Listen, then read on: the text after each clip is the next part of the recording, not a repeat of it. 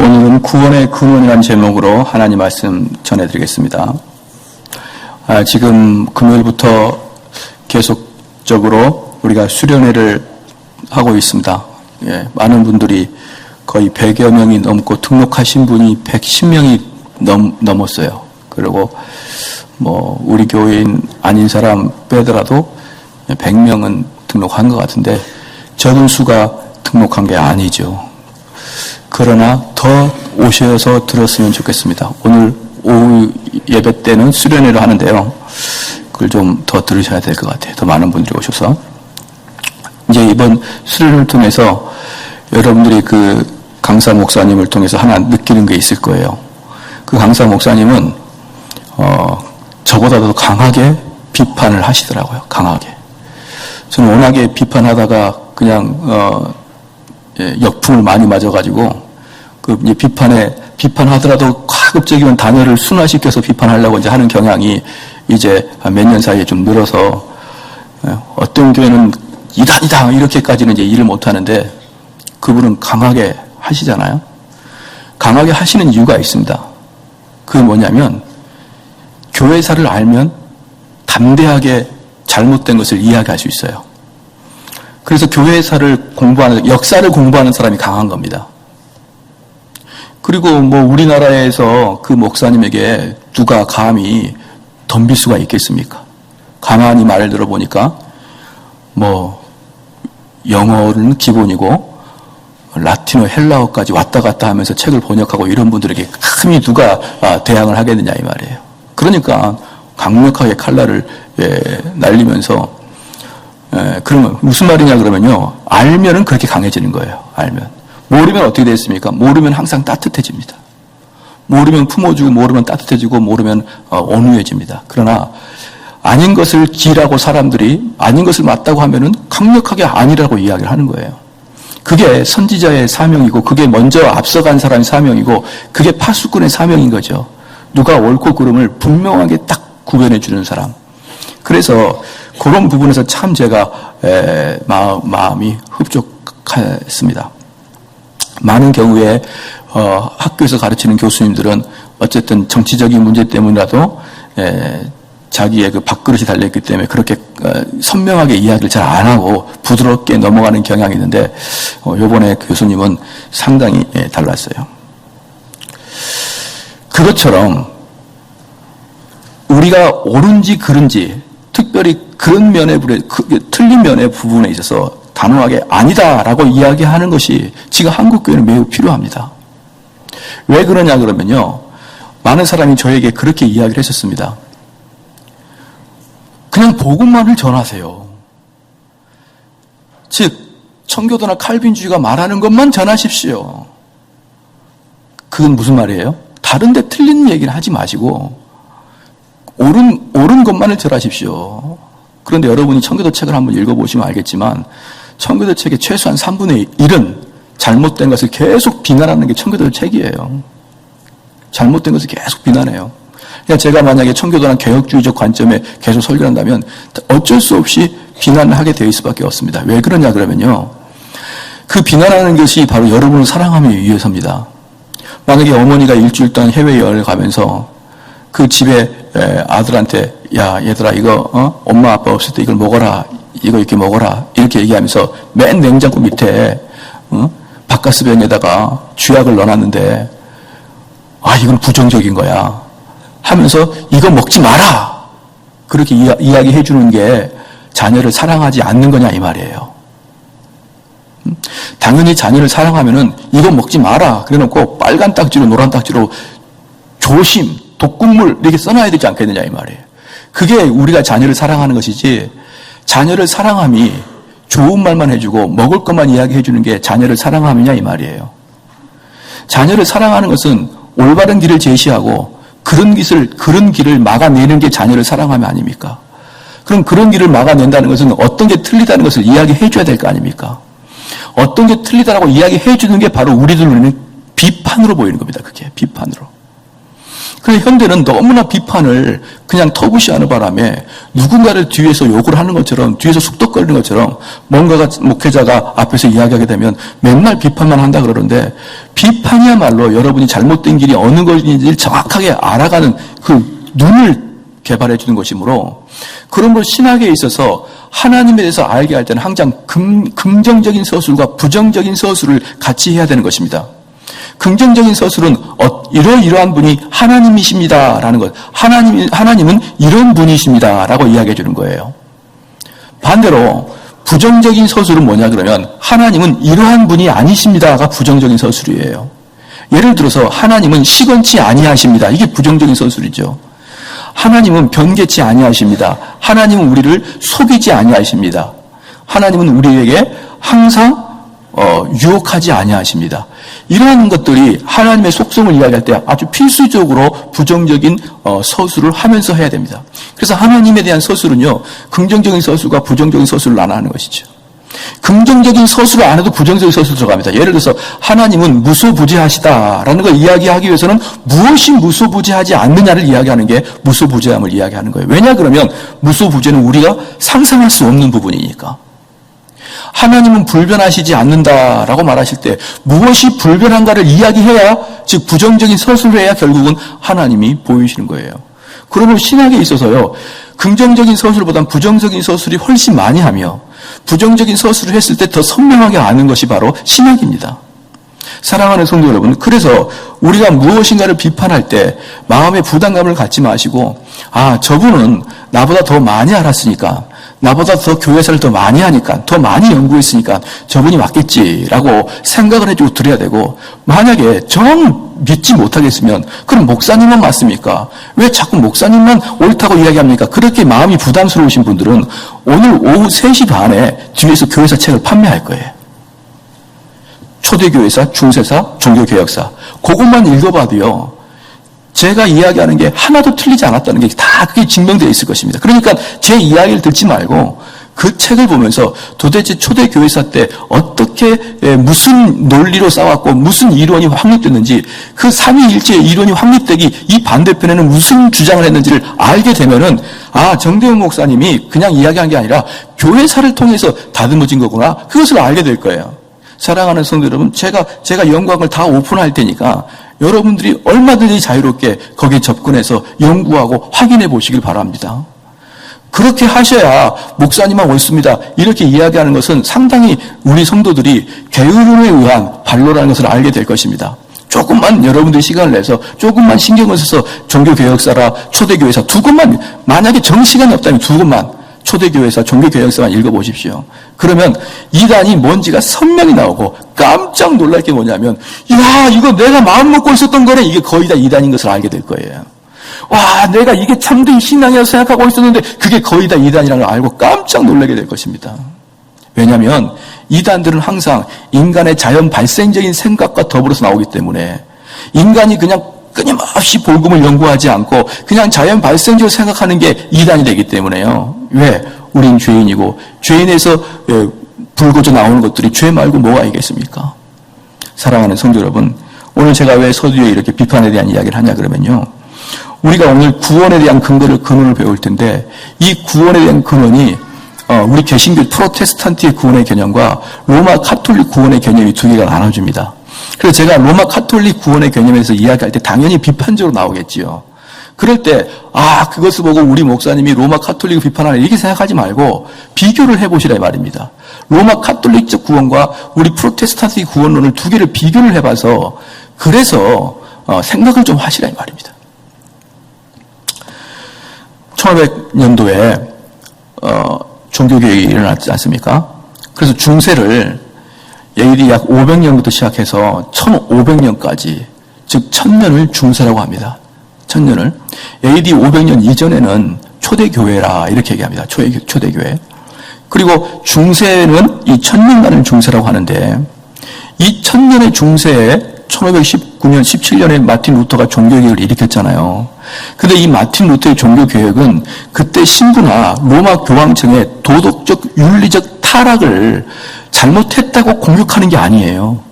여러분이 종교개혁할 때 꼭 알아야 될 게 뭐냐면 키워드가 뭐냐 그러면 그들은 그때 당시에 도덕성에 대한 한거가 아닙니다. 그럼 무엇에 대한 한거입니까? 교리의 한거입니다. 그것도 어떤 교리냐? 구체적으로 말하면 구원론의 한거예요. 구원론에. 그래서 이번에 나은성 교수께서 강의할 때 했는데 중세교회 1000년 동안 이신칭이란 개념 자체가 아예 없었다고 여러분 말한 거 들었죠? 1000년 동안의 이신칭의 교리, 즉 믿음으로만 구원을 얻는다는 교리 자체가 1000년 동안 완전히 이 지구상에 사라져버리고 말았습니다. 그것을 루터가 깨닫고 발견함을 통해서 종교개혁이 이루어지는 거예요. 그러니까 종교개혁은요, 그 당시에 신부나 수녀의 영적, 도덕적 타락을 이야기하는 게 아닙니다. 그것이 종교개혁을 이해하는 가장 키워드예요. 그래서 만약에 여기 있는 분들 중에서 이 교회를 개혁해야 된다. 아, 목사님이 이런 면이 잘못됐고, 장로님이 이런 면이 잘못됐고, 안수자 이런 면이 잘못됐으니까 우리가 개혁하자. 그것은 종교개혁이 아니에요. 그건 일반 사회적인 한 거죠. 종교개혁이 뭐냐면 우리 목사님이 교리적으로 자꾸 설교를 이상하게 한다. 이게 종교개혁인 거예요. 왜 교리가 자꾸 틀리실까? 이게 종교개혁이지 보이는 어떤 도덕적인 문제를 개혁하기 위함이 종교개혁이 아닌 것을 여러분 잘 알아셔야 됩니다. 그래서 요즘에 많은 교회에서 무슨 개혁한다는 사람들 거의 들어보면요. 일반 사회개혁을 이야기하는 것입니다. 일반 사회적 관점의 개혁을 교회에서 이루고자 하는 것이에요. 그것만큼 어리석은 게 어디 있습니까? 종교개혁은 교리적 관점, 특별히 구원론, 그 구원론에서도 오직 믿음으로만이 구원을 얻는다는 이신칭의의 사건이 종교개혁의 발달인 겁니다. 그 종교개혁의 발달이면서 종교개혁의 모든 그 핵심의 포인트는 바로 칭의론에 입각해 있는 것이에요. 그럴 때, 일제 그 종교개혁이 한참 일어날 때 그 여파가 엄청나게 발달했습니다. 그래서 독일 자체가 거의 개혁파, 즉 루터파에 의해서 거의 독일이 거의 넘어가기 시작했죠. 그런데 이걸 마지막에 주로 그 로마 카톨릭 교회는 이탈리아나 스페인을 중심으로 하는 유럽의 아래 지역에서 있었고, 그 다음에 개혁파들은 주로 유럽의 서북부 쪽에 많이 몰려 있었어요. 그런데 이 밑에 있던 그 스페인을 중심으로 해서 반종교개혁이 일어났습니다. 그 반종교개혁이 뭐냐 그러면 그 전체 유럽이 그냥 프로테스탄트의 그 물결로 막 쓰나미처럼 밀고 오니까 그때 카톨릭이 이러다가 우리가 완전히 멸절당하겠구나 이렇게 자기 스스로가 두려움을 갖게 된 거예요. 그래서 자기 자체 내에서 정화운동을 하게 된 것입니다. 자기 내부에서 카톨릭이 정화운동을 하게 됨으로 말미암아서 왜 정화운동을 하게 됐습니까? 사람들이 너무나 많이 뭐하고 있었으니까 로마 카톨릭의 신물을 느끼고 있었으니까 그냥 이 바꿔보자 그러니까 전 세계가 다 그냥 막 들끓었습니다. 그런데 문제는 뭐냐 그러면요. 항상 진리는 소수만이 합니다. 소수만이 진리를 알아요. 즉 많은 유럽인들이 로마 카톨릭 대항에서 종교개혁에 동참했지만 실질로 마틴 루터가 주장했던 이신칭의의 교리에 입각한 종교개혁자는 거의 없었어요. 거의 대부분 민중들은 뭐에 눈이 넘어가 있을까요? 면제부 판매에서 돈을 얼마나 쟤네들이 많이 가져갔냐? 얼마나 우리를 학대했냐? 저 주교들은 얼마나 많이 포악스럽냐? 이렇게 하면서 그 보편적인 민중들은 그들의 윤리적, 그들의 도덕적인 면을 보고 붕괴했고 그 붕괴를 주도했던 게 종교개혁자들인데 종교개혁자들은 이신칭의 교리를 가지고 있었던 거예요.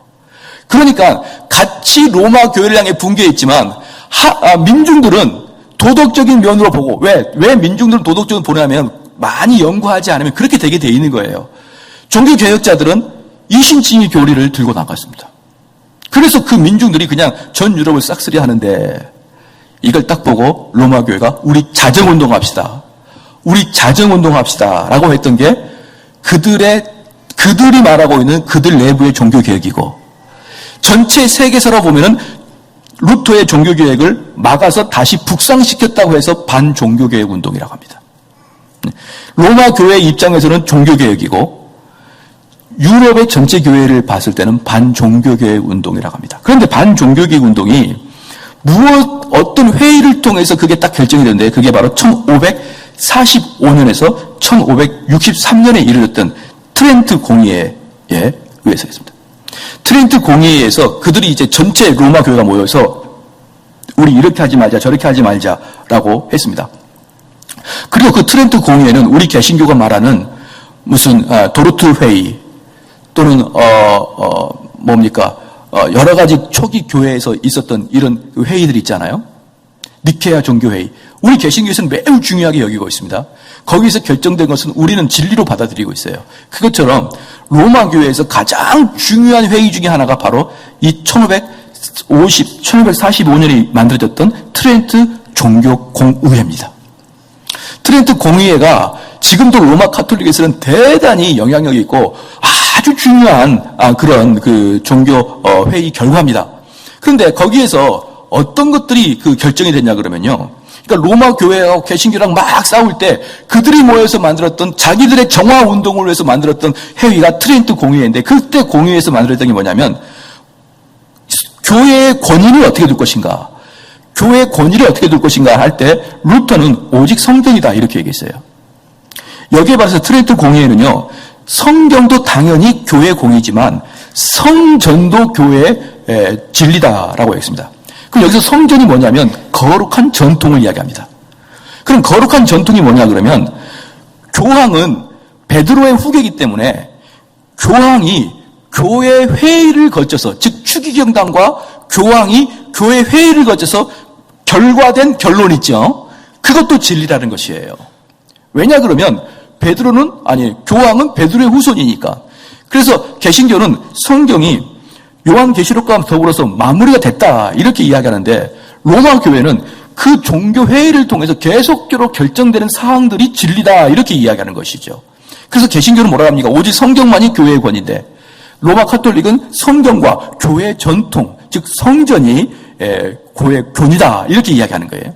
분명히 구별했습니다. 그러면 루터가 말할 때 그럼 구원은 어떻게 믿느냐, 구원은 어떻게 이루어지느냐 할 때 루터는 오직 믿음으로만 구원을 받습니다 라고 이야기를 합니다.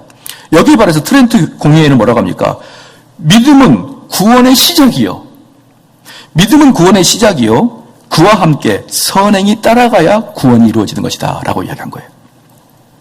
그래서 트렌트 종교회의에서 1574년에 공문서가 이제 그 의회의 결정문이 만들어지는데 뭐라고 했냐 그러면 만일 누군가가 사람들 안에 역사하고 있는 은혜와 사랑을 배제하면서까지 여기서 무슨 말이냐면 내 안에 은혜와 사랑을 배제하면서까지 오직 그리스도의 의의 정가나 죄의 사면을 통해서만 사람이 의롭게 된다고 말하면 저주를 받을지어다 라고 했습니다.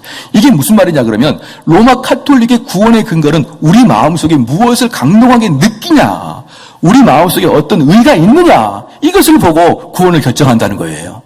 그런데 여기에 반해서 개신교들은 뭐라고 했습니까? 우리의 내부적인 상황과 상관없이 저와 여러분의 내부적인 죄와 우리 안에 있는 의와 상관없이 오직 외부에서 우리에게 전가되는 것으로만으로 우리는 구원을 얻는다 이렇게 얘기하는 거예요. 무슨 말인지 잘 알아듣겠죠? 그러니까 로마 카톨릭은 우리 안에서 뭔가가 기뻐하고 우리 안에서 뭔가가 의로운 것이 있고 선한 행위가 있고 이래야 구원이 완성된다고 이야기하는 거예요. 당연히 예수 그리스도를 믿음으로 말미암아 구원을 이루기 시작하고 그 구원의 완성은 점점 뭡니까? 선한 행위를 해야만 구원이 이루어진다라고 이야기하는 게 로마 카톨릭이고 개신교는 너희들의 그 도덕적 상태랑은 상관없이 예수 그리스도의 의의 옷을 덧입는 자는 구원을 얻는다 이렇게 이야기하는 거예요. 그러면서 1573년에 이 트렌트 공의회 공식 문서가 딱 발견됐을 때, 출판되었을 때, 종교개혁자들은, 이제는 로마 카톨릭과는 영원히 결별해야겠구나. 그렇게 마음먹은 거예요. 사랑하는 성도 여러분, 아까 처음에 제가 말씀드렸습니다. 중세교회 1000년 동안 없었던 구원의 이론이 뭐죠? 칭의교리, 이신칭의교리, 오직 믿음으로만 구원을 얻는 교리가 1000년 동안 없었습니다. 그런데 1517년에 루터가 그것으로 종교개혁을 일으켰어요. 그런데 트렌트 종교회의에서 다시 종교개혁의 핵심이었던 칭의교리를 빼버리고 무엇을 합니까? 다시 1000년 동안 갖고 있었던 중세교리를 다시 붙인 거예요. 그래서 원래 종교개혁자들은 로마 카톨릭에서부터 분리할 생각이 없었습니다. 그런데 이 트렌트 공의회를 기점으로 해서 우리가 더 이상 저들과 함께 가지 못하겠구나. 여기서 칼빈은 이렇게 얘기합니다. 우리가 하나님 앞에서 의롭다함을 얻는 것은 전적으로 그리스도의 의의 개입을 통해서다. 이것은 사람이 그 자체로는 의롭지 않으며 엄격히 형벌을 받아 마땅함에도 그리스도의 의가 전가를 통해 그에게 전달된다고 말하는 것 같다. 그러니까 지금 칼빈이 이야기하는 것은 뭐냐면 우리의 도덕적인 것이 우리의 구원과는 관계가 없다는 거예요. 바로 이 두 개의 우리가 비교를 통해서 우리가 조금 더 알아봐야 될 것입니다. 그러면 바로 오늘 본문의 말씀이 지금 우리에게 그 구원에 대해서 아주 선명하게 설명해 주는 건데요. 그래서 우리가 지금 세 가지를 알아봐야 되는데 첫 번째 뭐냐면 구원은 무엇을 요구하냐? 구원은 무엇을 요구하냐? 두 번째, 어떻게 구원이 요구되는 것이 근원이 되셨습니까? 어떻게 구원이 요구되는 것이 근원이 되셨습니까? 세 번째, 예수님은 누구에게 영원한 구원이 됩니까? 이 세 가지를 간단하게 볼 겁니다. 첫 번째, 구원이 요구하는 것이 무엇이냐? 그러면 이제 로마 카톨릭과 개신교의 구원관을 대충 머리에 집어넣고 이제 여러분이 이제 설교를 좀 들으셔야 됩니다. 그럼 구원이 요구하는 게 무엇인가라고 할 때 구원은요, 완전한 율법에 성취하는 자만이 구원을 얻는다고 이야기합니다. 이것은 로마 카톨릭이나 개신교가 똑같이 이야기합니다. 완전히 구원을 성취한 자. 그래서 이것은 적극적으로 완벽하게 우리가 율법으로 거룩하게 된 자. 소극적으로는 우리가 죄나 부패함이 없이 율법을 조금도 범하지 않는 상태.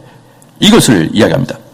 그래서 마태복음 19장에 선생이여 내가 무슨 선한 일을 하여야 영생을 얻으리이까 라고 이야기하자 우리 예수님께서 네가 생명에 들어가려면 계명을 지키라 이렇게 말씀했습니다. 한 율법서가 누가복음 10장 25절에 이렇게 말합니다. 선생님 내가 무엇을 하여야 영생을 얻으리이까? 주님이 말합니다. 율법에 무엇이라 기록되었느냐? 율법서가 말합니다. 내 마음을 다하여 목숨을 다하여 힘을 다하며 뜻을 다하여 주 너의 하나님을 사랑하고 또한 내 이웃을 내 자신같이 사랑하라 이렇게 말했습니다. 그래서 예수님께서 말했습니다. 내 대답이 옳도다. 이를 행하라. 그러면 살리라. 완벽하게 율법을 지켜라는 거예요. 완벽하게 율법을 지켜라.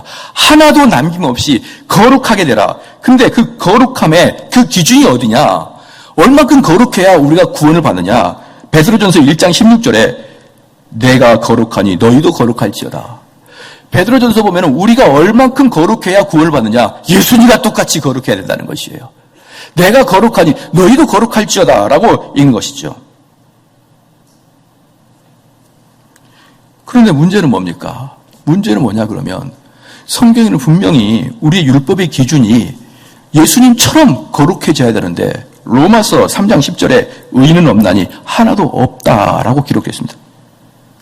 그래서 우리는 아담 때부터 하나님께 죄를 지는 사람의 특징이 뭡니까?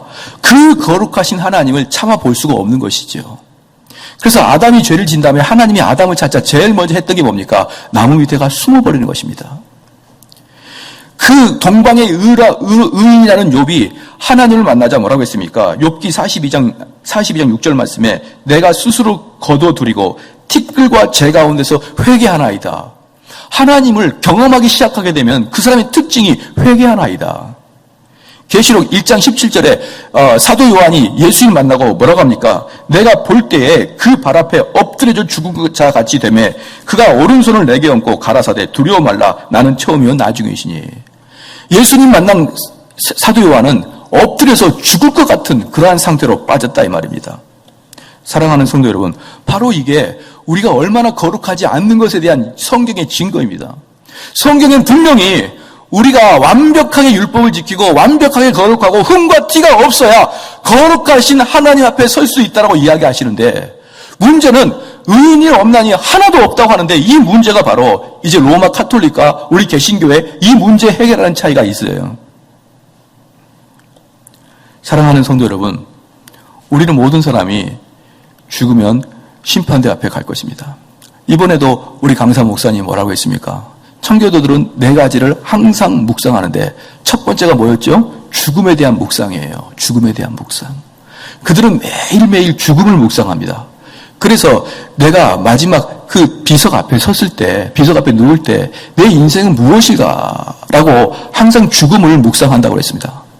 그리고 네 번째가 뭐였냐면 심판대 앞에 서 있는 나를 묵상하는 것이에요. 그러니까 이 청교도들은 거의 대부분요, 죽음과 심판에 대한 묵상을 아주 많이 합니다. 그렇게 해야만 우리는 이 땅을 허망하게 살지 않지요.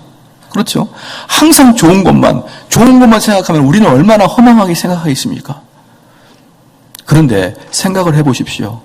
여러분이 심판대 앞에 섰을 때 여러분을 변호해 줄 자가 누구냐 이 말입니다. 로마 카톨릭은 정확하게 말하면 예수 그리스도의 도움을 받아 내가 내 스스로를 변호해야 됩니다. 그게 로마 카톨릭이 하는 이야기예요. 우리 개신교는 뭐라고 합니까? 너는 유구무원이거늘 우리 예수님이 나 대신 변론을 해준다. 이 차이입니다. 그래서 로마 카톨릭과 이 바로 개신교가 뚜렷이 대비가 된 게 바로 여기서부터 뚜렷이 대비되는 것이죠. 그래서 로마 카톨릭은 우리 내면 속에 구원의 근거가 될 만한 것들이 있어야 된다는 것이고, 루터를 비롯한 칼빈은 우리 속에는 우리는 속에 구원의 의가 될 만한 것이 아무것도 없다라고 가르친 것입니다. 그럼 로마 카톨릭은 뭡니까? 예수 그리스도의 역할이 뭘까요? 바로 여기서 중요한 게 뭐냐면 예수 그리스도의 역할, 그것은 우리가 선을 행할 수 있도록, 저와 여러분이 선을 행할 수 있도록 돕는 자가 예수 그리스도예요. 그러니까 로마 카톨릭의 예수님은 돕는 자입니다. 헬퍼예요. 헬퍼. 주도는 누가 합니까? 주인은 납니다. 주인은 나고 예수님은 나를 돕는 자예요. 그래서 내가 구원을 얻을 수 있도록, 내가 선한 행위를 할 수 있도록 우리 주님은 나를 돕는 게 바로 로마 카톨릭이 말하는 구원관입니다. 사랑하는 성도 여러분, 이게 비단 로마 카톨릭만 있는 이야기입니까? 정말 여러분 그렇게 생각하십니까? 한번 봐보십시오. 우리는 우리의 일생을 살아가면서 하나님께 묻지도 따지지도 않습니다. 우리는 사업을 하는데 그 사업이 하나님께 허락받고 하는 사업도 아니에요. 공부를 하는데 그 공부가 하나님이 허락하신 공부도 아닙니다. 모든 것을 내 스스로 정하고 모든 것을 내 스스로 그 일을 진행하다가 예수님은 도와주기만 하면 되는 거예요. 내 인생에서 주도는 나지 주님이 아닙니다. 그래서 주님은 내가 계획하고 내가 진행하는 일에 있어서 실패하지 아니하고 기쁘고 성공할 수 있도록 주님은 나를 보호하고 도와주고, 그리고 더 이상 나에게 명령 같은 건 하지 마십시오 라고 생각하는 게 현대 한국교회가 아니냐 이 말이에요. 그것이 바로 로마 카톨릭입니다. 로마 카톨릭은요, 철저히 인간 중심이에요. 철저히 나 중심입니다. 내가 계획하고 내가 하고, 그리고 주님은 나만 돕고, 그러나 나에게 나를 따르라, 헌신하라, 내 자신을 부인하라, 십자가를 지라, 그런 식으로 나한테 요구하지 마십시오 라고 이야기하는 게 로마 카톨릭인데, 많은 사람들이 교회를 다니면서도 그렇게 하고 있는 것을 우리는 다 알고 있습니다. 지금 많은 사람들이, 지금 한국교회는 16세기에 종교개혁을 일으킬 때 로마 카톨릭 교회랑 매우 닮았다, 이렇게 이야기하는 사람들이 꽤 많아요. 그러니까 그 말 속에 뭐가 있습니까? 또 다른 개혁이 일어나야 된다라는 말이 있는 거예요. 그런데 저는 그렇게 말을 많이 하시는 분들 중에서 그럼 그때 당시에 로마 카톨릭과 지금 한국교회가 닮은 것 중에 아주 핵심적인 게 무엇인가를 제대로 찝어서 말하는 분들은 별로 못 봤어요. 핵심적인 건 무엇이냐? 딱 이겁니다. 주인은 나고 하나님과 예수님은 나를 돕는 부분이에요. 이게 바로 정확하게 닮았다는 거예요. 좀 더 나아가서 우리가 구원을 이루는 데 있어서 예수 그리스도의 도움을 받아 선한 일을 함으로 구원에 이른다, 이렇게 이야기하는 것입니다. 사랑하는 성도 여러분, 우리는 신앙생활 할 때 반드시 분명한 선명의 기준을 가지고 해야 됩니다. 조금 더 이 말씀을 드리겠습니다. 그런데 문제는 뭐냐 그러면 로마 카톨릭은 이 속에 자신의 의를 가지고 하나님 앞에 서야 되는데 하나님 앞에 설 만한 의가 없는 거예요. 인간 마음속에. 자기들도 양심이 있죠. 아무리 헌신하더라 그래도 이 속의 의가 하나님 앞에, 거룩하신 하나님 앞에 설 수 있는 의가 아니기 때문에 이들은 어쩔 수 없이 만들어낸 이론이 있습니다. 성경에는 전혀 없는데 자기들의 이론에 의해서 어쩔 수 없이 만들어낸 이론이 있습니다. 그게 바로 연옥입니다. 연옥. 왜냐 그러면 우리 마음속에 있는 거룩함으로 하나님 앞에 서야 되는데 아무도 거룩하지 않으니까 전부 다 지옥을 가는 거예요. 전부 다. 그럼 그 지옥이 뭡니까? 지옥은 불이 나고 막 그런 것이 있지만 더 지옥의 핵심적인 지옥의 의미는 뭐냐 그러면 지옥은 아무런 소망이 사라져버리는 게 지옥의 의미예요. 지금 무슨 말입니까? 지옥은 들어갔다 그러면 평생 영원토록 그 불구덩이 속에 있는 게 지옥인데 로마 카톨릭 입장에서 보니까 전부 다 지옥에 떨어질 수밖에 없을 것 같은 거예요. 그래서 얼른 지옥과 똑같은 환경이지만 어느 기한이 되면 나올 수 있는 그 구역을 만들어냈는데 그게 바로 연옥입니다. 그래서 연옥은요, 생긴 건 지옥이랑 똑같아요. 어제 어떤 그 청년 한 명이 질문했는데 오늘은 안 오셨는데요. 질문했으면 어떻게 했냐면, 목사님, 지옥에 있을 때 예수님이 내려오셔서 손잡고 올라가는 사람이 있다는데 그게 무엇입니까? 라고 물어봤었죠. 어제 수련회 오신 분들은 아실 거예요. 지옥에 있는데 손잡고 이렇게 다시 천국으로 데려간 예수님이 오신다는데 그게 뭡니까? 그게 바로 지옥이 아니라 연옥설입니다. 연옥. 그냥 그분이 어디서 카톨릭적 천국관을 듣고 온 거예요. 지옥관을 듣고 온 겁니다. 그러니까 연옥에 있을 때 똑같이 불구덩에서 우리가 몸이 불타고 고통 속에 있을 때 우리의 후배들이, 우리의 후손들이 열심히 우리를 위해서 헌신하고 열심히 헌금도 하고 봉사도 하고 그도 그 연옥 속에서 자기가 지금까지 죄했던 죄를 전부 다 불로 꼬실려서 그 죄가 하나도 없어지고 의로 가득 차게 되면 예수님이 오셔서 데려가는 거예요.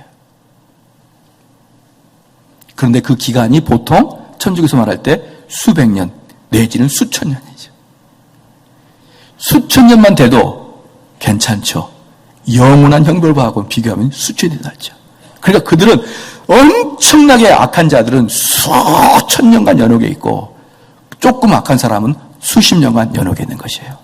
그리고 그가 거기서 죄에 대해서 다 불사르고 나면 우리 주님이 이제 됐다. 너를 데려가는 것입니다. 그런데 이것이 기쁜 소식이긴 하죠. 왜? 영원한 지옥에 가지 않기 때문에 기쁜 소식이긴 합니다. 그런데 문제는 뭐냐면 만약에 그렇게 된다 그러면 우리 예수님의 구원의 사역이 완전한 것입니까? 불완전한 것입니까? 불완전한 것이에요. 우리 예수님께서 마지막 십자가에 돌아가실 때 다 이뤘다라고 말씀했는데 그게 다 이룬 게 아니라 조금 남겨놨다 이렇게 말씀하셔야 됩니다. 오늘 본문 말씀 봐봅시다. 히브리서 5장 9절 말씀입니다.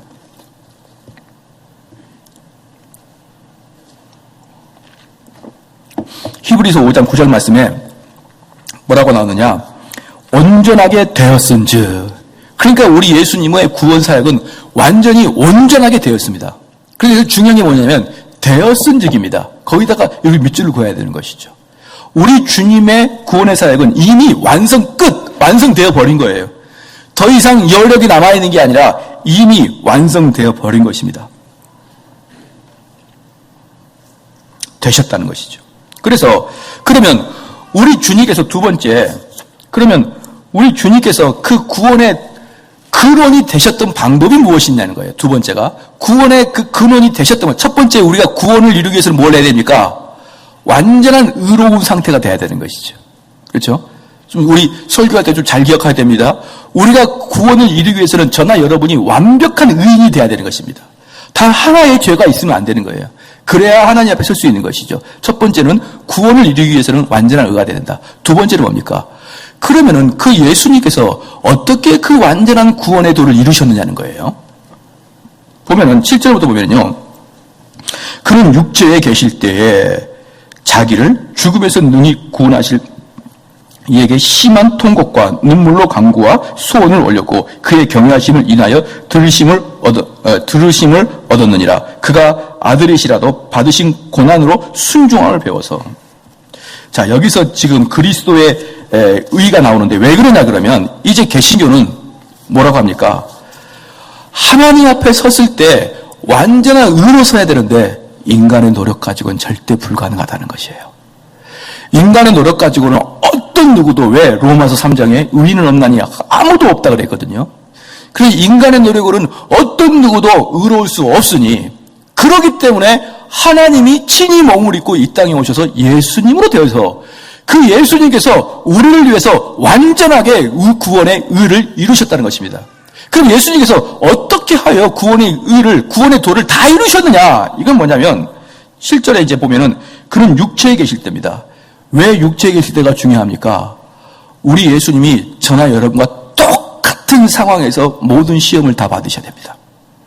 똑같은 육체적 상황, 우리의 연약함, 우리의 부주의함, 우리의 육체의 그 한계, 여기 안에서 어떤 어드밴티지도 주지 아니하고 신적인 어드밴티지를 하나도 주지 않는 상태에서 우리가 똑같은 상태에서 우리와 같은 시험을 당하는 것이에요. 그래서 7절에 그는 육체를 이야기하는 것입니다. 육체에 계실 때 자기를 죽음에서 능히 구원하실 이에게, 누구십니까? 하나님 아버지에게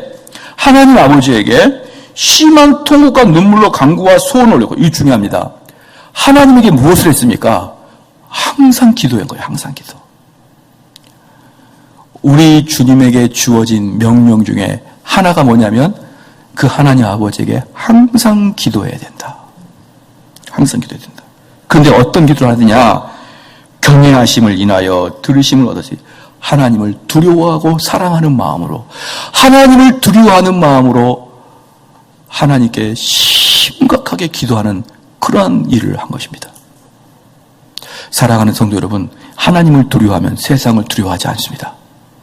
세상을 두려워하는 자는 하나님을 두려워하지 않습니다. 여러분의 생사화복이 누구에게 달렸습니까? 하나님께 달려있다는 사람은 세상 사람 두려워하지 않습니다. 여러분의 직장의 상사, 우리에게 오더를 내내줄 사람, 비즈니스 할 때 상대편, 이런 사람들이 우리의 인생을 못되게 하고 우리의 인생을 잘되게 하는 분이 그런 분들이 아니에요. 여러분 믿으십니까? 그래서 우리가 어떤 사업을 할 때 누군가에 잘 보이려고 하는 게 아닙니다. 제가 아는 어떤 장로님은 그냥 정직하신 분이에요.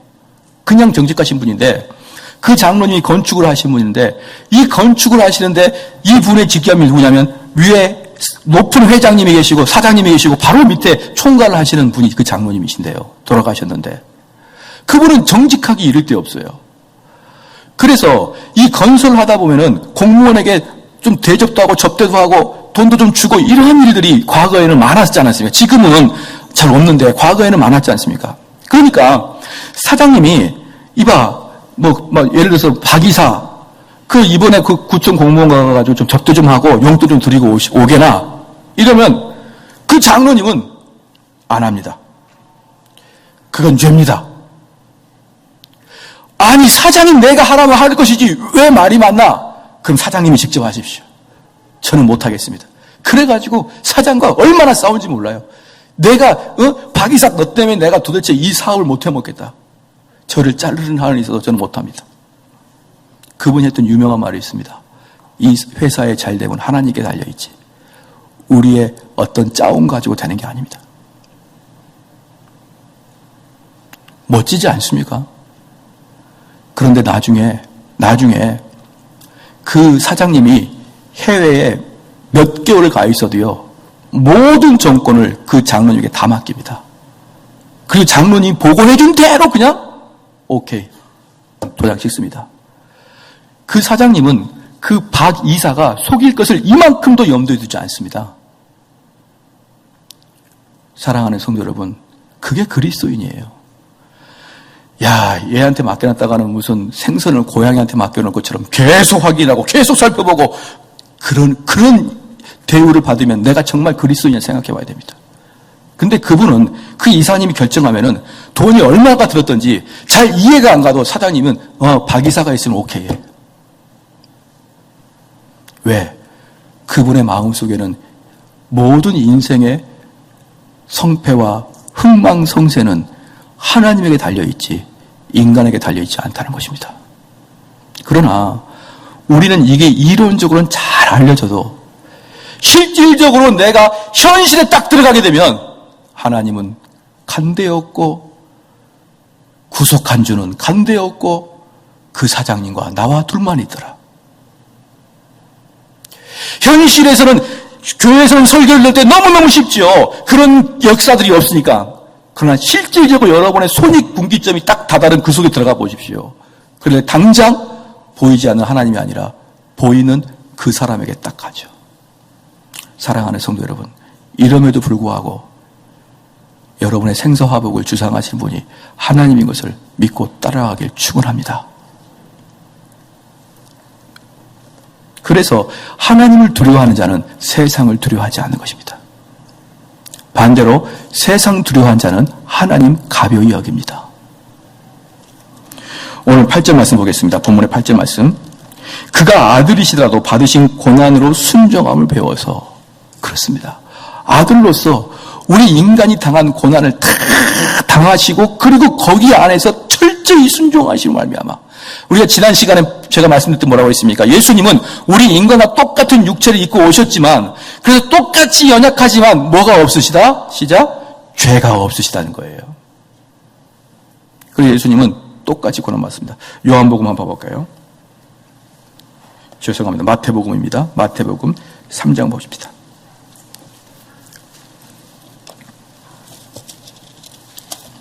마태복음 3장에 보면 예수님의 시험이 나옵니다. 4장에 시험 받고 3장은 이제 시험 받기 전에 나오시는데 우리 예수님께서 세례를 받으시고 3장 13절에 이때 예수께서 갈릴리로서 요단강에 이르러 요한에게 세례를 받으시려 한데 요한에게 세례를 받으신 게 무엇입니까? 우리랑 똑같은 성정으로 세례를 받겠다는 것이죠. 그런데 예수님께서 바로 이 세례를 받으시고 그 다음에 우리 인류의 대표자로 우리 예수님이 등극을 하시는 거예요. 우리 예수님께서 세례를 받으시고 14절에 보니까 요한이 말려 가로되 내가 당신에게 세례를 받아야 할 터인데 당신이 내게 오시나이까 예수께서 대답하여 가로되 이제 허락하라 우리가 이같이 하여 모든 의를 이루는 것이 합당하니라 하신데 이에 요한이 허락하니지라. 그러니까 지금 요한에게 세례를 받고 나서 예수님께서 전 인류의 대표자로 등극하는 순간입니다. 그 등극하는 순간에 하늘이 열리고 땅의 찬양이 일어납니다. 16절에 같이 한번 읽겠습니다. 시작.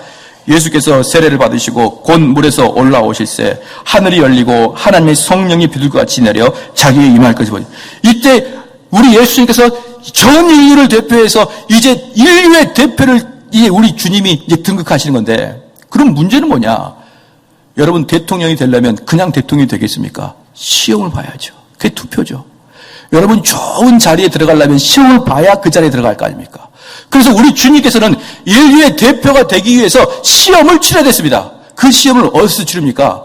광야에 가서 광야라는 곳으로 시험을 보러 가시는 거예요. 여러분은 수능을 보러 어느 장소로 가듯이 공무원 시험을 보러 어느 장소로 가듯이 기업체를 보러 어느 장소로 가듯이 우리 주님도 인류의 대표가 되기 위해서 시험 보러 가십니다. 그게 4장 1절 2절입니다. 같이 한번 읽겠습니다. 시작. 그때 예수께서 성령에 이끌려 마귀에게 시험을 받으러 광야로 가사 40일 밤낮으로 금식하신 후에 죽으시냐. 할렐루야. 이때 예수께서 성령에 이끌려 마귀에게 테스트를 당하러 간 것입니다. 시험을 받으러. 그래서 그 시험을 통과하여야 인류의 대표가 되는 거예요. 그럴 때 재밌는 게 뭐냐. 지금 히브리서에서는 계속적으로 제가 이 앞에서 말씀드린 게 뭐냐면 가나안 땅에 들어가기 이전에 출애굽한 사람이 광야에서 우리 주님을 배신하고 다시 원상태로 복귀하려고 하는 것을 예화로 들면서 이스라엘 사람들의 기독교인들한테 너희들 다시 유대교로 가지 마라. 그렇게 계속 이야기한다 그랬죠. 그래서 지금 히브리서에서 계속 나온 게 뭐냐면 유대 시대에 광야 시대에 이스라엘 사람들의 이야기를 많이 듭니다. 근데 그 광야의 시대에서 몇 년간 있었습니까? 시작. 40년간. 40년간 있는데 우리 주님은 그것을 아주 컴팩트하게 40일을 시험받습니다. 똑같이. 그 광야에서 당한 사람마다 더 힘들게 40년간 당한 고난을 40일 동안 똑같은 시험을 당합니다. 그리고 그들은 하나님이 주신 만나를 먹고 그럼에도 불구하고 불만과 불평의 입을 열어서 그들이 시험에서 떨어져 버렸는데 우리 주님은 만나는커녕 40일 동안 아무것도 먹지도 않으시고 마지막에 먹으라고 줘도 그 만나의 시험을 능히 이기고 철저히 굶고 철저히 몸이 찢기고 철저히 힘든 상황에서도 시험에 이기셨습니다. 그걸 보여주는 거예요. 사랑하는 성도 여러분, 지금 히브리를 통해서, 지금 예수님의 광야를 통해서 광야가 뭔지 잘 보십시오. 광야는 이전에 애굽이라는 노예 상태에서 구원을 받아서, 그렇죠? 노예 상태에서 구원을 받아서 최종적으로 가나안 땅에 들어가는, 최종 목적지로 들어가는 이 중간 상태가 광야입니다. 이 광야에는 독충과 가뭄과 고난과 전쟁과 어려움들이, 뜨거움들이 이 속에 시험으로 담겨 있어요. 이 광야는 온갖 고통들이 이 광야 속에 다 담겨 있습니다. 그런데 이 고통을 능히 이기고 견디는 자만이 가나안 땅에 들어간다는 거예요. 이걸 지금 계속적으로 이야기하고 있습니다. 그런데 저와 여러분이 살고 있는 이 시대가 광야의 시대예요. 우리가 가나안 땅에 들어가는 것은 이제 우리가 눈을 감고 이제 관뚜껑 속에 들어갈 때 우리는 가나안 땅에 들어가는 것이고, 그 전까지는 우리는 광야의 시대란 말이에요. 온갖 고난과 온갖 어려움과 온갖 독충과 뜨거움이 존재하는 그 광야 말입니다. 그런데 우리는 그 광야의 시대에 뭐 어떻게 합니까? 투정하고 불평하고 싸우고,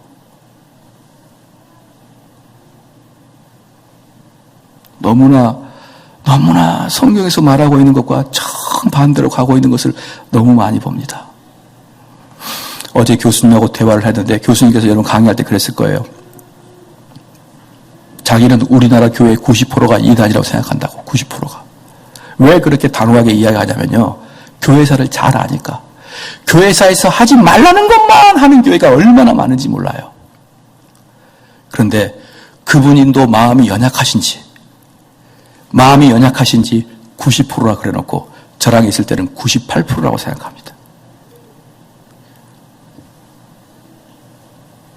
저는 여러분들이 교회사를 읽어보면 알아요. 이거 요즘 보평 대형교회가 다 하고 있는 건데? 이거 다 이단이었네? 다 밝혀집니다. 한번 시간을 내서 읽어보시라 이 말이에요. 다 밝혀져 버려요. 해 아래 새 것이 없습니다. 항상 돌고 돕니다. 새로운 게 없어요. 근데 그 중에 하나가 뭐냐면 바로 구원에 대해서 마음을 놔버리는 겁니다. 그게 뭐라고 했습니까? 김세윤 교수가 분명히 이야기한 내용이 뭡니까? 한국 교회 대부분의 교회는 구원론이 구원파랑 비슷하다. 한 번 구원받았으면 끝. 그런데 진짜 칼빈주의, 진짜 개혁주의 구원론은 시작이 죄로부터 구원이요, 마지막에 끝까지 하나님 말씀 붙들고 가는 사람이 구원의 확증을 받는 거예요. 중간에 나는 이미 구원을 받았으니까 대충 사는 것을 우리 개혁교회에서는 단 한 번도 역사적으로 그게 구원에 합격시킨 적 경험 없습니다.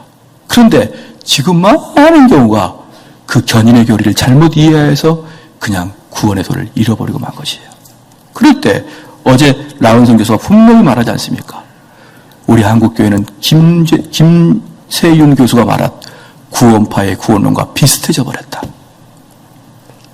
교회 역사에서는 그렇게 이야기하지 않습니다. 사랑하는 성도 여러분, 그래서 우리는 광야의 시대에 있는데 이 광야의 시대도 끝까지 참고 견디는 인내가 저와 여러분에게 있기를 주의 이름으로 축원합니다. 우리 예수님 바로 그 상태에서 단 한 번도 불편하지 않고, 그럼 지금 마귀가 요구한 그 시험이 뭡니까? 불만 불평을 하는 겁니다. 그런데 우리 주님은 단 한 번도 불만 불평하지 않고 그것을 꾸준히 이끌어 나가고, 그 다음에 그 고난 속에서 단 한 번도 하나님을 원망하지 않냐고 끝까지 가는데, 어디까지? 마지막에 죽음의 자리까지 순종하게 되므로, 마지막 죽기까지 순종하게 되므로 우리 예수님은 시험에서 승리하셨습니다. 우리 예수님은 우리랑 똑같은 성정으로 우리랑 똑같이 시험 받았는데, 아니요, 우리보다 더 극단적인 시험을 받으셨는데, 그 모든 시험을 우리 예수님은 전혀 신적인 요소가 개입되지 않은 상태에서, 전혀 하나님의 요소가 개입되지 않는 오직 육체로만 그 유혹과 그 뜨거움과 그 시험을 능히 이기고 가셨습니다. 그래서 그가 우리의 대제사장 되신 거예요. 다시 본문 말씀 보겠습니다. 히브리서 5장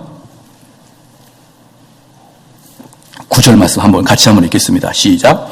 온전하게 되었은즉 자기를 순종하는 모든 자에게 영원한 구원의 근원이 되시고, 우리 주님이 영원한 구원의 근원이 되신 것이 바로 하나님 말씀을 완벽하게 이루십니다. 할렐루야. 그분이 친히 순종하셨다. 그럼 이것은 다른 말로 무슨 말입니까? 저와 여러분은 순종하기 어렵다. 아니, 불가능하다. 그래서 우리 예수님이 순종하신 것이라는 것이죠. 그럼 마지막으로 10절 말씀에 다 같이 한번 읽겠습니다. 시작.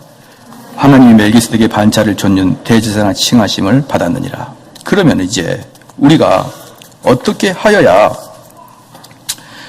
우리가 주님 앞에 나갑니까? 젊은 관원과 아까 누가 복음에 있었던 그 율법사들은 왜 예수님으로부터 배척을 당했느냐? 왜 그들은 예수님에게 배척을 당했느냐? 그들한테 물었죠. 성경에는 뭐라고 기록됐느냐? 예, 내 몸과 마음을 다하여 주 너의 하나님을 사랑하고 그와 같이 내 이웃을 사랑하나이다. 그럼 그렇게 하라. 우리 주님이 그렇게 얘기하셨죠. 그럼 그렇게 하라. 이것은 뭐냐면 우리 주님께서 복음을 그에게 주지 않겠다는 거예요. 율법사와 그 젊은 관원에게 우리 주님께서 브레이크를 걸어서 더 이상 못 오게 하는 것입니다. 왜 그러느냐?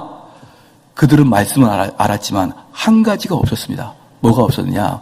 자기의 죄인됨을 깨닫지 못한 거예요. 자기 속의 의로움을 가지고 자기 속에 있는 공로를 가지고 하나님께 나아가려고 하는 자들은 우리 예수님이 수도 더 이상 나한테 오지 말라는 거예요. 그럼 역으로 여러분들이 예수님에게 높임받고 여러분이 예수님에게 연합되기 위해서 무엇을 해야 되느냐?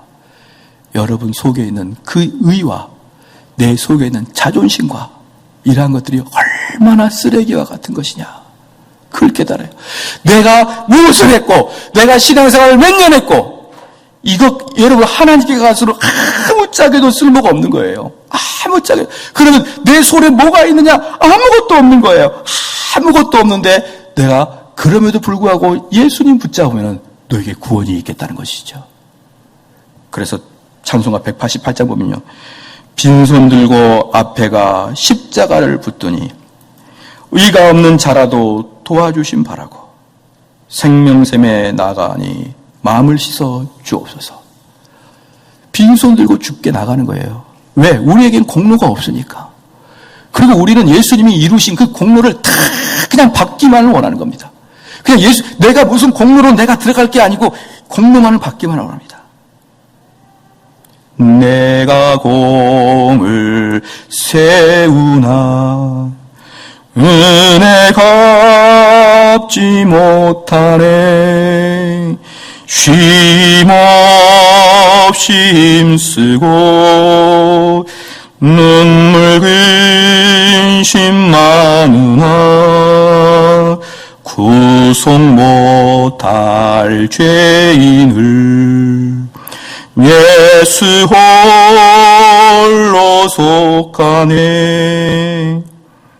이게 이신칭의 교리입니다. 그럼 믿음이 무엇입니까? 여러분이 예수를 믿기 때문에 구원받는 게 아니에요. 그러므로 여러분이 예수를 믿기 때문에 구원받는다 그러면 그 믿음 자체가 공로가 됩니다. 여러분들이 예수님을 믿음의 눈으로 붙잡으니까 예수님의 구원이 나에게 오는 거예요. 모든 구원은 예수님에게 달려있는 것이지 내가 예수님을 사랑한다고 내가 예수님을 믿어준다고 구원받는 게 아니고 내가 예수님을 믿음의 눈으로 붙잡을 때 아무것도 손이 없지만 믿음의 눈으로 내가 예수님의 그 구원의 공로를 내가 받기를 원하나이다. 그걸 그리스도의 의의 전가, 외부에서부터 나에게 들어오는 의의 전가라고 합니다. 그래서 나에게는 윤리적 도덕적으로 아름답고 탁월한 건 없지만 내가 예수 그리스도 옷을 딱 입음으로 말미암아 하나님께서 나를 예수 그리스도와 똑같이 대우해 주는 거예요. 그럼 예수 그리스도와 똑같이 대우해 주니까 우리에겐 죄와 흠이 하나도 없는 겁니다. 우리는 아무것도 순종하지 못했지만 우리는 예수 그리스도의 의의 옷을 입으로 말미암아 예수 그리스도와 똑같이 순종하는 것처럼 하나님에게 보이는 거예요. 그러므로 우리 하나님은 나를 사랑해서가 아니라 나를 공의의 눈으로 재판의 눈으로 나를 쳐다보는데 내 옷이 예수님의 옷이기 때문에 나를 구원해 주는 거예요. 마지막으로 성경 말씀 하나만 보고 말씀을 마치겠습니다. 빌립보서 3장 8절 보겠습니다. 그러면 우리가 그 예수님을 믿음의 눈으로 바라볼 때 어떻게 변하느냐? 빌립보서 3장 8절로 9절입니다. 빌립보서 3장 8절로 9절입니다. 그러면 우리는 아무것도 안 하고 그것만 감 떨어지기만을 바라느냐? 아니죠. 8절, 9절. 그 의를 믿는 자는 어떤 자냐? 같이 한번 읽겠습니다. 시작. 또한 모든 것을 해로 여김은 내 주 그리스도 예수를 아는 지식이 가장 고상함. 자, 여기까지 스톱이요. 그러면 그렇게 예수님의 십자가를 붙든 자의 특징이 뭐냐? 예수님을 아는 지식을 가장 소중하게 여기시더라 이 말이에요. 가장 소중하게. 사랑하는 성도 여러분, 이게 여러분에게 꼭 믿어지길 바랍니다. 다른 것보다도 예수님 알고자 하는 마음으로 불붙듯이 일어나더라. 그 다음에 읽겠습니다. 시작. 내가 그를 위하여 모든 것을 잃어버리고 배설물로 여김은 그리스도. 잠깐 여기서요.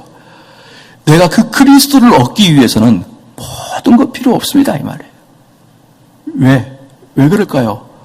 바로 그것을 얻으면 우리 예수 그리스도가 여러분의 의에 옷이 되어서 여러분 위에 계시면 여러분 마지막에 심판대에서 여러분이 여러분 스스로를 변호하는 게 아니라 그분이 나를 변호해 주니까 이 땅 살아갈 때 그분의 옷을 입는 것만큼 나에게 소원이 없게 되므로 그거 하나 얻으려면 나머지는 아무 필요가 없을 정도로까지 그것을 사모하게 된다 이 말입니다. 9절 말씀 시작. 그 안에서 발견되려 함이니 내가 가진 의인 율법에서 난 것이 아니요 오직 그리스도를 믿음으로 말미암은 것이니 곧 믿음으로 하나님께서 낳느니라. 할렐루야. 사랑하는 성도 여러분, 저는 많은 교인들이요, 아까도 말씀드렸지만 자기의 일을 하려고, 지난번에 우리 라운성 교수가 그랬죠. 여러분 직장에서 뭐 하지 말라고요? 직장에서 신우회 같은 거 하지 말라는 거 아니에요. 직장에서 열심히 일하란 말이에요. 열심히.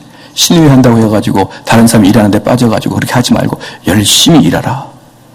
왜냐 그러면 뭐 신우회에서 말씀 나가는 것들이 거의 뭐 대동소이하지 않습니까? 열심히 일하고, 그리고 너희는 뭘 하라고 했습니까? 교회에서 맡은 바 직분을 최선을 다하라는 거예요. 교회에서. 직장에 나가서는 직장생활 열심히 하고, 교회에서는 교회에서 가르침을 따라 열심히 헌신하라.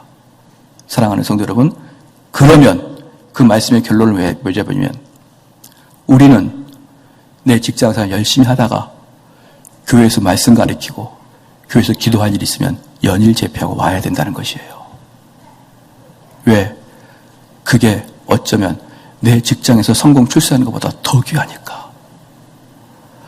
그 말씀을 듣고 내가 의의 길로 갈 수 있으니까. 내가 그 말씀을 들어야만 내가 믿음의 눈이 무엇인지 알고 그 믿음의 눈으로 예수 그리스도를 붙잡을 수 있으니까.